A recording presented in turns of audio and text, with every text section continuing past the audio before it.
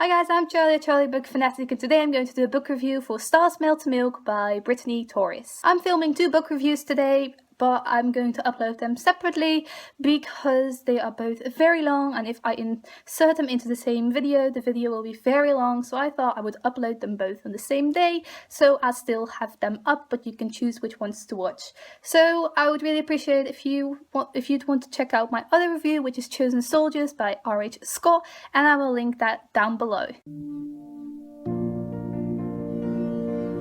Stars Melt to Milk is about a girl named Janice and a boy named Charlie who are both 19 years old and have been in a relationship for 3 years. At the beginning of the book, they're both getting frustrated at each other already, but the relationship is going downhill actually, and when Janice turns out to be pregnant, Charlie doesn't know how to handle that and kind of lashes out.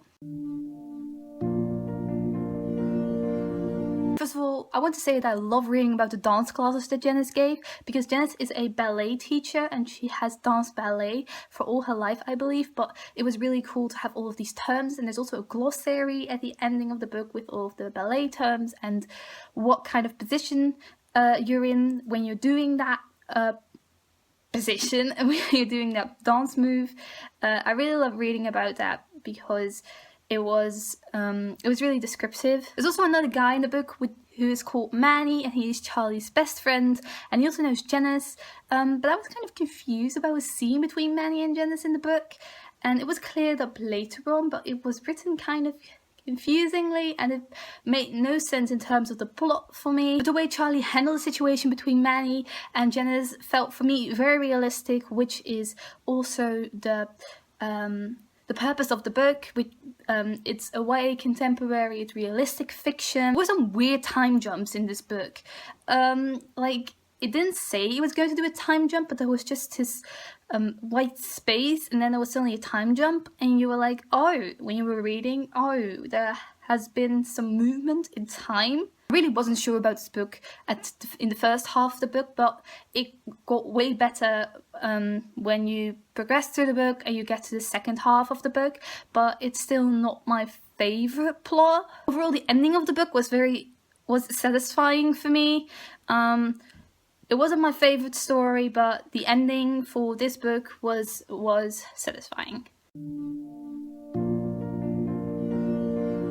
I liked how there was a pre-established relationship at the beginning of the book, because you don't see that much in books where there is a focus on the relationship that has already been established before the book starts, so I thought it was really refreshing and unique. But frustrations quickly arise at the beginning of the story, so complications quickly come up to the surface, and the frustrations were mostly from Janice's side, and you really notice them in the way they are talking to each other. I also thought at the beginning of the book that Charlie had an awful mom, like she was so mean to him and I absolutely didn't get it, but when I read on through the story I actually get why she treated Charlie the way she did. There was also quite a lot of diversity in this book, like there is people of colour in this book.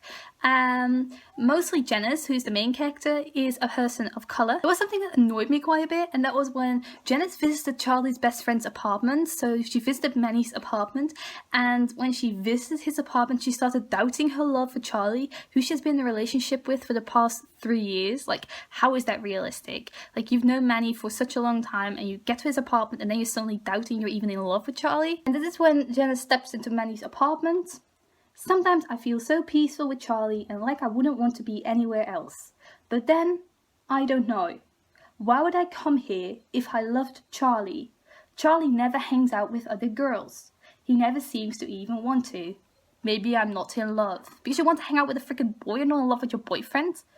What? What are you even saying? Because Charlie doesn't hang out with other girls doesn't mean you can't hang out with other boys. He can hang out with other girl if he wants to, doesn't mean he's not in love with you. Charlie was very possessive over Janice in a way I don't like. Like, he almost looked at her like she was his property and she couldn't do anything that he didn't know of. Charlie's possessiveness, I have an example of that. I guess she hangs out with people without letting me know. Yes, she does, because she's an independent woman who can hang out with whoever the hell she wants. I really like how Charlie showed his self-respect when he resisted Janice at one point in the book after something happened, and I thought that was really realistic, and I thought he scored some good points for me at that point. But overall, Charlie was so unambitious and judgmental, it annoyed me. Like, he didn't want to do anything. He was to start a car shop, a garage, but he never really did anything for that. Janice wanted to help him with handing out flyers and stuff, but he just was like, oh, do we have to do this? Oh, I'm so tired. I don't want to do this. It's so much effort. Yeah. You know, you have to put effort in to make something work. Eventually, I even like Manny more than I like Charlie, the main character, even though Manny has some stupid actions himself, and he basically became an asshole way later through the book, and he was quite creepy as well, but I liked him more than the main character. There's even one point in the book where Janice thinks Manny, I believe, staring at her ass is sexual harassment, and I was like, no, Janice, staring at your ass isn't sexual harassment. Please stop. Don't say that kind of thing. Like, if he touched your ass and you didn't want that, that is sexual harassment. Staring at someone's ass, that, no, you can't call it sexual harassment or even think about it. Example of the ass, looking at the ass, like the sexual harassment thing. He was clearly staring at my ass. Isn't that sexual harassment? No, it's not.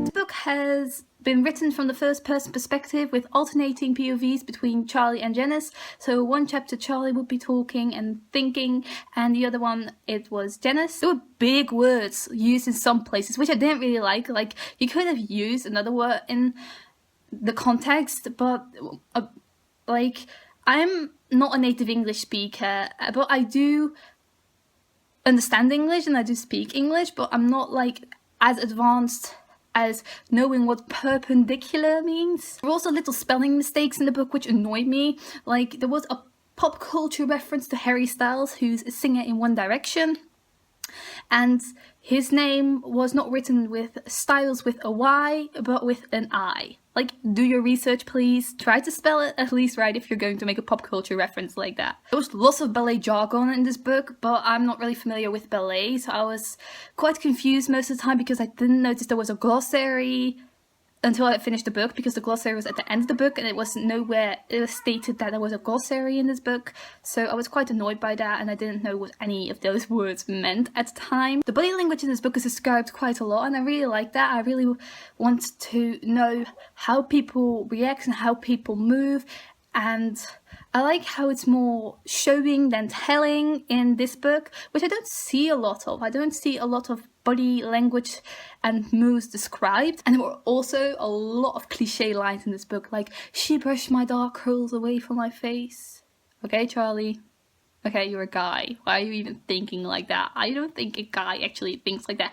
I don't even think a girl actually thinks like that. There was a racist remark against white people in this book, which I don't get because the author is white.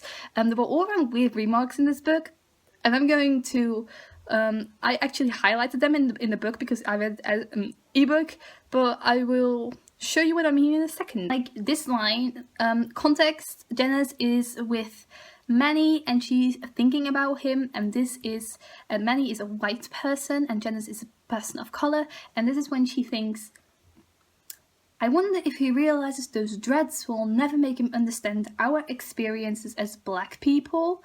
And it has absolutely nothing to do with what's going on in the book, and I was like, why are racial issues suddenly being brought up in context with Manny? He never even said anything about black people.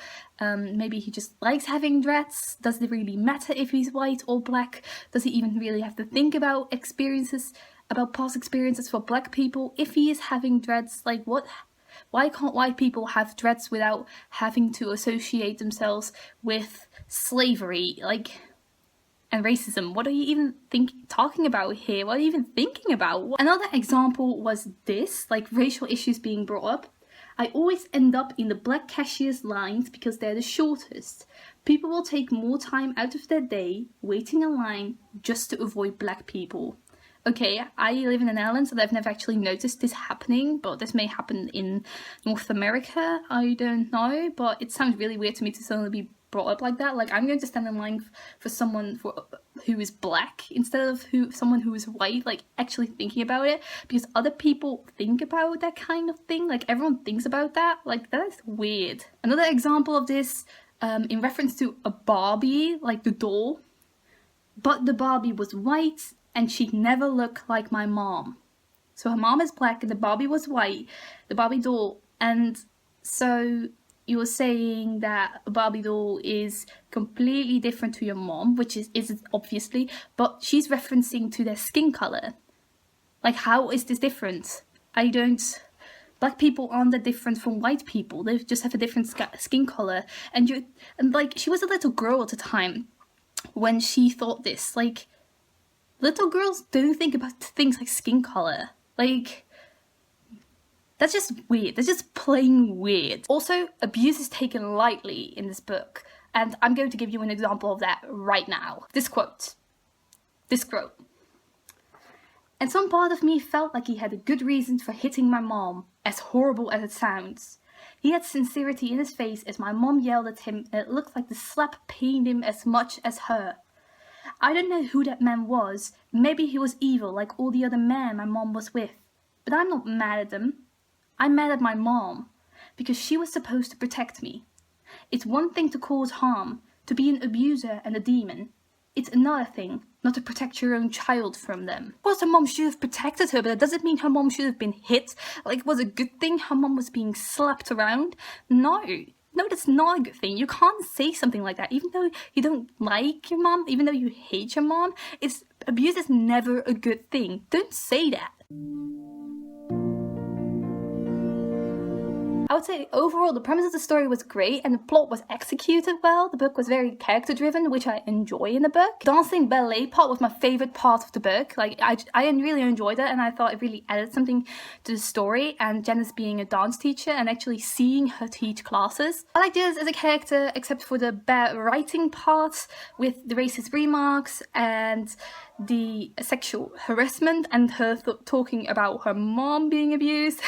But I really liked her as a character. I really disliked Charlie for most of the book, but he got better more towards the end of the book. Where some subjects were handled in the book, like abuse, sexual harassment, just didn't sit well with me, and I didn't agree with the things that were discussed in this book. So overall, I rated it 2 out of 5 stars. It wasn't really my cup of tea, and these things really added to my rating, like the racist remarks, talking about abuse, sexual harassment.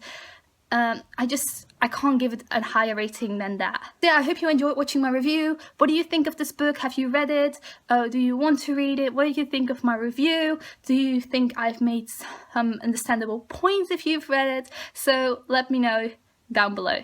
Thank you for watching. Goodbye.